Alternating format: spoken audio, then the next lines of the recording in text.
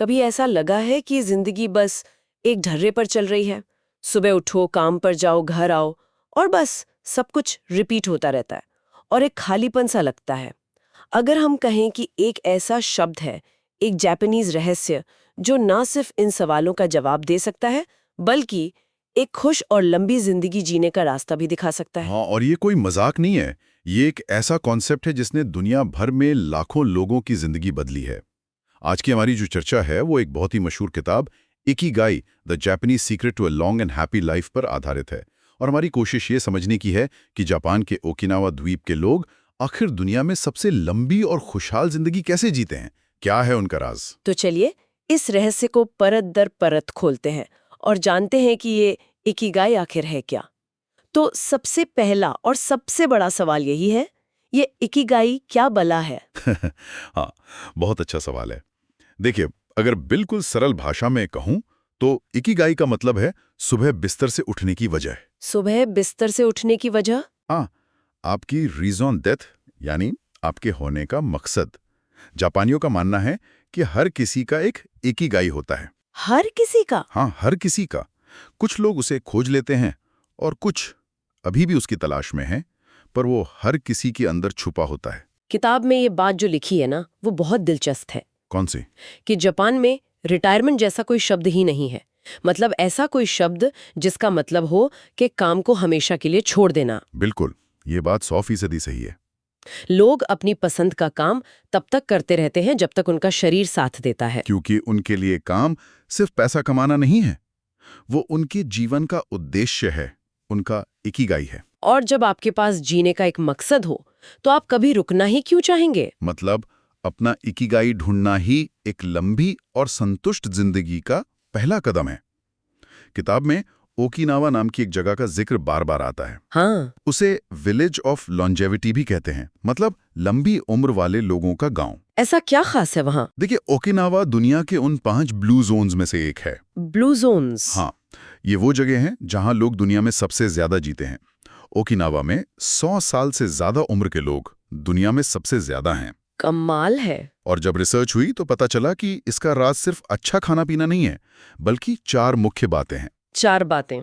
क्या है वो? सबसे पहला है संतुलित आहार। वहां के लोग हाराहाची बू का पालन करते हैं। हाराहाची बू, ये कैसा नाम है? हाँ, ये एक पुरानी जापानी कहावत है जिसका मतलब है पेट को सिर्फ 80% तक ही भरो। सिर्फ 80%? मतलब ठूस ठूस कर कभी नहीं खाना? बिल्कुल, कभी नहीं। ये 80% वाला नियम तो बहुत दिलचस्प है। मतलब थोड़ा भूखा रहना लंबी उम्र के लिए अच्छा है। हाँ, क्योंकि इससे शरीर के पाचन तंत्र पर ज्यादा बोझ नहीं पड़ता और शरीर की ऊर्जा बचती है। अच्छा। और इसका एक तरीका भी है, वो लोग छोटी छोटी प्लेटों में खाते हैं। ओहो, ताकि लगे कि बहुत खा लिया पर असल में कम खाया हो। एकदम सही। बहुत बढ़िया। और दूसरा क्या है? दूसरा है मजबूत सामाजिक बंधन।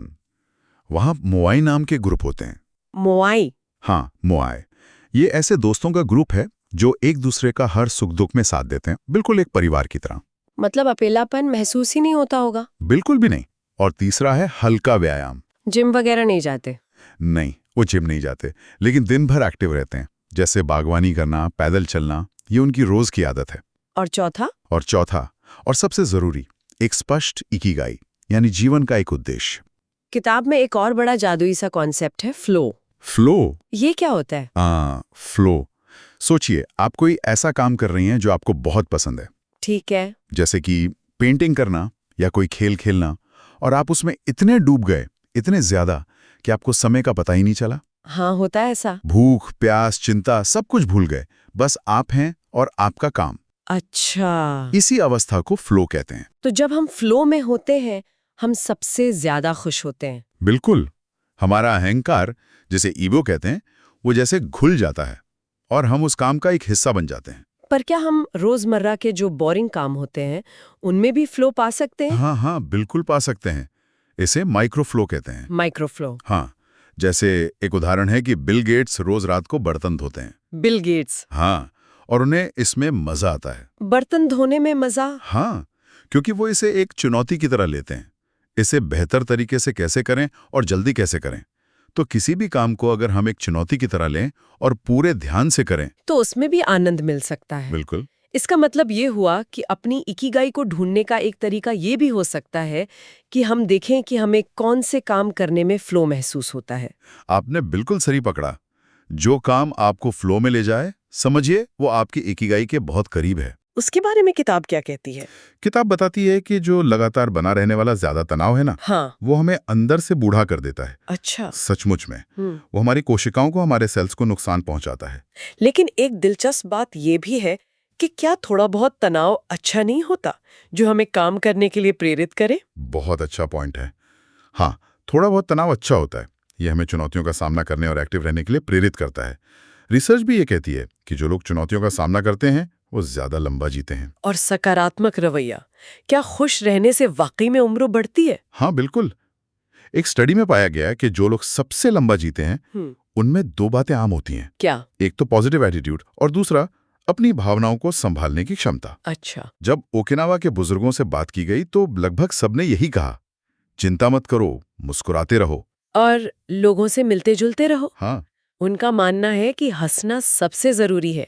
तो आज की इस पूरी चर्चा से ये तो साफ है कि एक लंबी और खुशहाल जिंदगी का राज किसी महंगी दवा में नहीं, बल्कि हमारी अपनी आदतों और सोच में छिपा है। बिल्कुल। अपना इकिगाई यानी जीने की वजह ढूंढना, सिर्फ 80% खाना, हमेशा एक्टिव रहना अच्छे दोस्त बनाना, और हर पल को खुशी से जीना। ये बहुत सरल बातें हैं लेकिन बहुत असरदार हैं। जैसा कि ओकिनावा के लोग कहते हैं, 80 की उम्र में मैं अभी भी एक बच्चा हूँ। जब मैं 90 का होकर तुमसे मिलने आऊं तो मुझे 100 का होने तक इंतजार करने के लिए कहना। क्या नजरिया है। आज की ये चर्चा यहीं खत्म होती है, लेकिन एक सवाल सभी के लिए छोड़ जाती है। सोचिए, आपका इकिगाई क्या है? वो कौन सी एक वजह है जिसके लिए आप हर सुबह बिस्तर से उठना चाहेंगे?